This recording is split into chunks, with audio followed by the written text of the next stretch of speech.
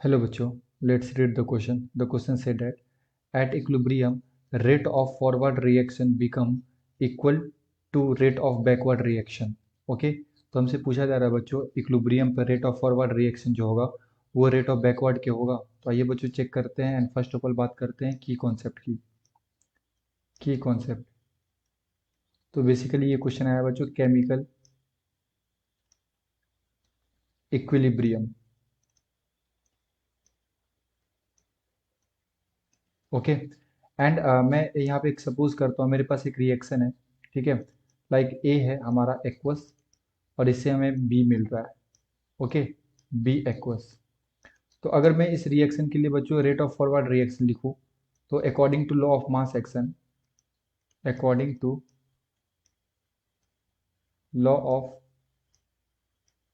मास action जो rate of forward reaction होगा ये क्या होता है बच्चों इज इक्वल टू के।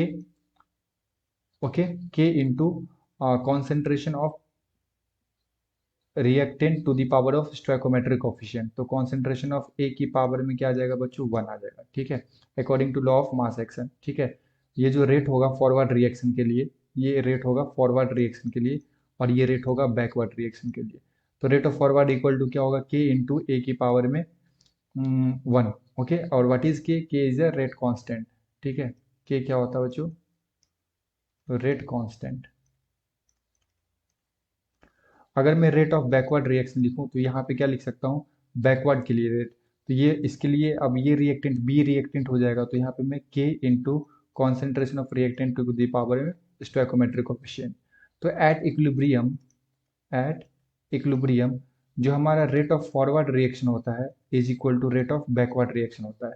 सो रेट ऑफ फॉरवर्ड रिएक्शन क्या हो जाएगा बच्चों, यहाँ पे मैं के एफ बोल देता हूँ और यहाँ पे मैं के बी बोल देता हूँ, है ना, फॉरवर्ड के लिए रेट कांस्टेंट।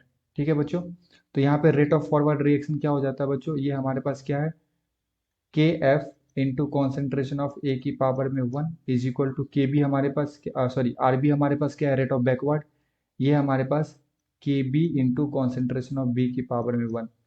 अब मैं यहाँ पे बच्चों के एफ यानी कि rate constant for forward reaction divided by rate constant for backward reaction जब करूँगा तो ये क्या हो जाएगा यहाँ पे, ये आ जाएगा बच्चों बी की पावर में 1 डिवाइडेड बाय ए की पावर में 1। ओके और ये जो के एफ बाई के बी होता है ना बच्चों इसे हम लोग बोलते हैं के सी, है ना, इक्विलिब्रियम कांस्टेंट।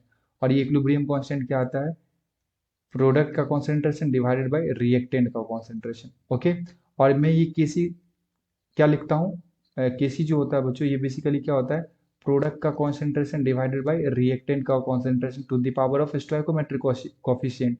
ओके तो ये कब लिख सकते हैं जब आपका के एफ जो है मतलब सॉरी आर एफ जो है आपका आर एफ ये कब किसके इक्वल होगा आर बी के इक्वल होगा। ठीक है यानी कि रेट ऑफ फॉरवर्ड जो होगा रेट ऑफ बैकवर्ड के इक्वल जब होगा तब आप ये के सी लिख सकते हो।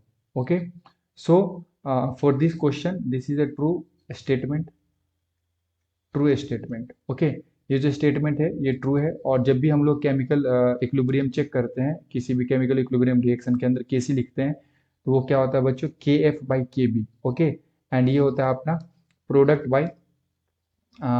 बाय रिएक्टेंट का concentration. Okay I hope you will understood it well. Best of luck, thank you.